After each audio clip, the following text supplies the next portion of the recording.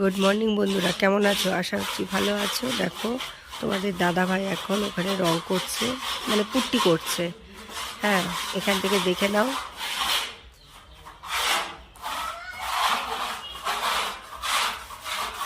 তুমি কি করছো?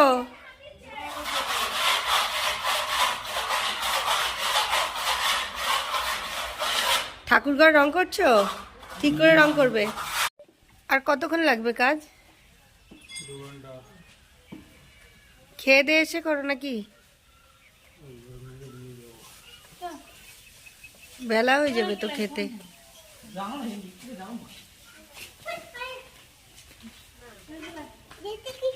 খাওয়াচ্ছে আমাকে, সারাদিন কাজ করে এসেছি, চারটের সময় খেতে বসেছি, খাবার নিয়ে কিছু করেছে। খাবো না, যা তুলে নিয়ে যা, খাবো না।